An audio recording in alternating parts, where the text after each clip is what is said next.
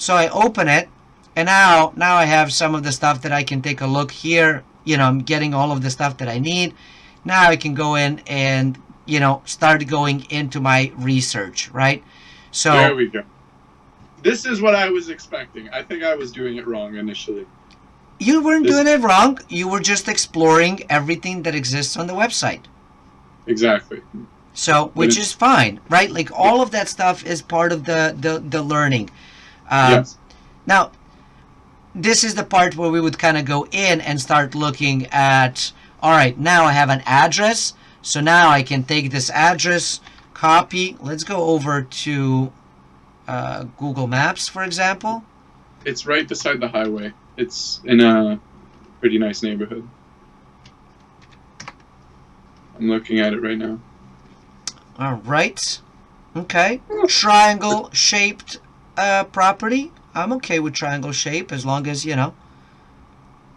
Oh, is there road access? There is road access. there's road access. Yeah. Yeah, it looks like it's unpaved driveway stuff. There might be like an easement or whatnot with the neighbor, maybe, potentially. But I mean,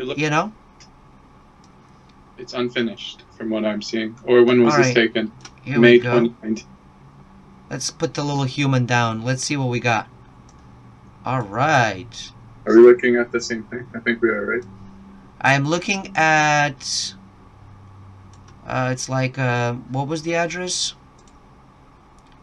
21935 4th Avenue Southeast. Mm-hmm.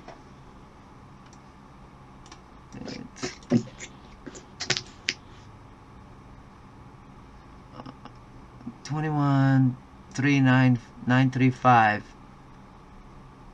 So based off of what we were able to see, I mean, this looks like, it looks like the house, right? Because it was kind of like in the back. Yeah. So it looks like it's a newer build. I mean, that roof looks pretty darn new. This is May 2019, so it looks like it was a new construction. That's a brand new window right here. I can see it from the photo, right? Because there's still a sticker with the little thing. There's actually even, people there putting siding on it. Yeah, they're renovations, it looks like. It's either renovation or brand new build, because that's a brand new roof right there. The windows are brand new. So there's the brand new sticker on the window. Yeah, that's what I'm saying. Like you can kind of zoom in and see. Right, it has a 3-car garage. Yeah. There's a plywood instead of the door. So like I said, it's either complete rehab or a brand new construction. And a little bit more research will give you some of that idea, right? But yeah. I would presume that it's probably a new build because of the road condition. Like looking at the driveway and stuff, but you can't assume all of those things. This is May 2019, so it either they finished the renos or it's still in the state. If they didn't have enough money to pay it off. Correct. Right? So it could be so it could be completely, so it's, I mean, either case, pretty darn good deal. Yeah.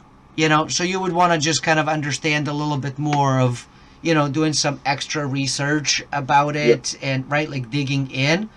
But so far, what we're able to see,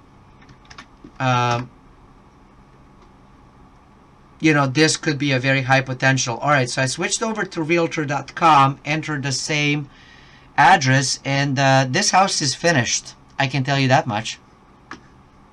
Is that the same house? It is 3 garages. There's a door. There's the little chimney thing.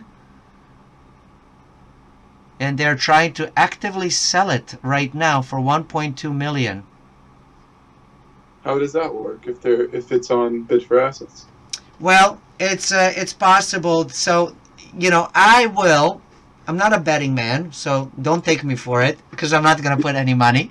But if I was a betting man, given the value and what we just saw, they more likely than not will pay off whatever is owed, this 10 grand, to get it off. So this is going to withdraw in the near future. I mean, I have very strong feeling about that.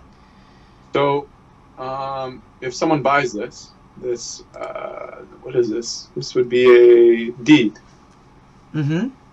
If someone buys this deed, then the people that own that house will probably pay the guy off or the government off, depending on when they choose to pay. Well, yeah. So if they pay off now before it goes for sale, then whoever wins the auction has the deed, and clearly the house is already listed 1.2 million. So even if this thing, if it goes for sale, it's going to bid up. Unless you get super lucky and get this thing for 10 grand, at which point, like, talk about awesome. Yeah. Probability of it is slim to none. Right? Yeah. So even if it goes in, meaning that whomever owns this place looks like they're trying to sell, and it's possible that they just ran out of cash and figured, forget paying the taxes, man, let's just finish the house and see if we can sell it fast, and then we'll pay off everything.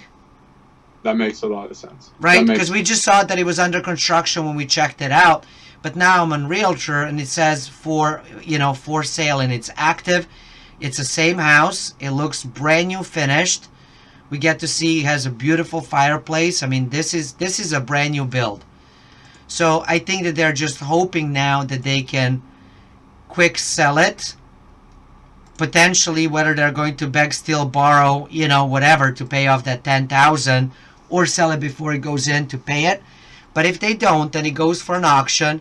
This thing is probably going to bid up, and it wouldn't surprise me if it sells for $400,000 or $500,000, if not even more, right? Yeah. And it's going to be a crazy bid because again, it's up for sale, and whomever ends up having this, new buyers are going to come in and they're going to pocket a fast anywhere from $200,000 to $500,000+. So.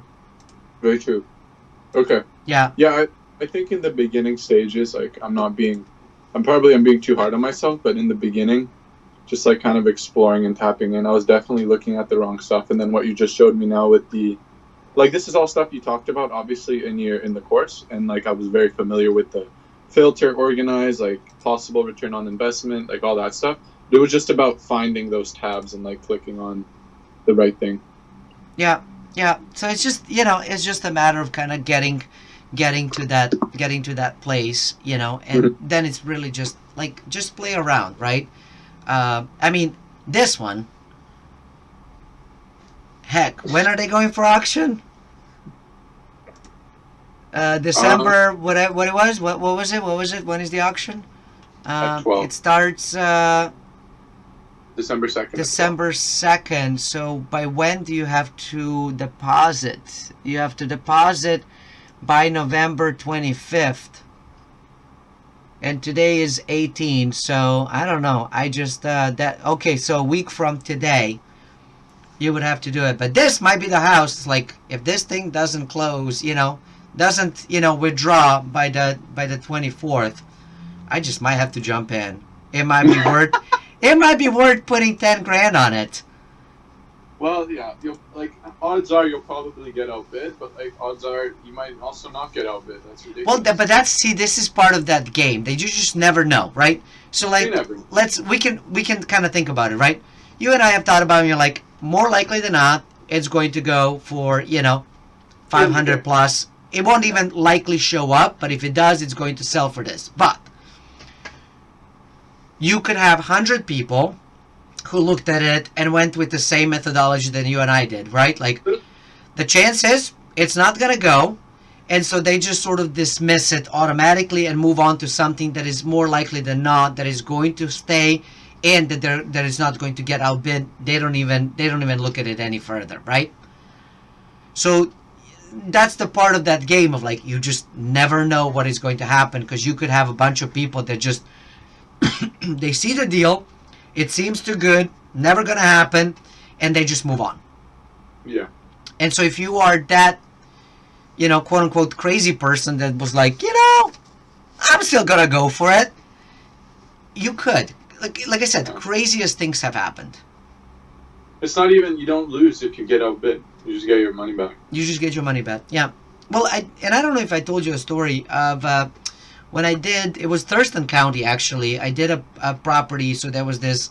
Uh, uh, it was in a developed community, and the community had like tennis courts and pools and lakes and gyms and like really beautiful houses and stuff. This was the only piece of land. It had. It was kind of like nestled, similar to this one, this like weird triangle kind of shape lot. It was about a quarter acre, and then on the back end was like basically undevelopable, like it was a protected land, so nobody could build there, and you could have a beautiful view. And it was just the two houses next to it, and I was like, oh my gosh, this is perfect. So I was ready to go for it, and I got outbid, and I mean I got outbid so badly it's not even funny. And it was my first choice, but the first choice was closing after my second choice, and because I was still bidding on it but didn't lose, I lost both. So I walked out of the auction, didn't win anything. You know, it was done and over with. And I was like, oh man, that's such a bummer. Well, about a week later or whatever, I got a notice that some of the unsold properties were going back in, and they said, you know, without any extra, you can actually just join this. I'm like, all right, well, why wouldn't I? Might as well, right? Well, the one that was my first choice that originally sold, whomever was the highest bidder never put the money in. So this property was right back for sale. 0 bidders. I got it for a minimum bid. Did they give you, what's the word? An advance, like to purchase it because you were the second bidder? Did you get? No. It wasn't anything like that. Yeah, and I don't even know if I was the second bidder, honestly, because you just don't know. You just know whether you're winning or not. So yeah. I just knew that I really liked it and I wanted it. And so again, I mean, I was prepared to go, like, I want to say 5,000 or 6,000 above minimum bid. So the fact that I didn't get it the first time around, I just saved myself $6,000. Yeah, that's awesome. So that's what I'm saying. Like, you just never know how things are going to turn out.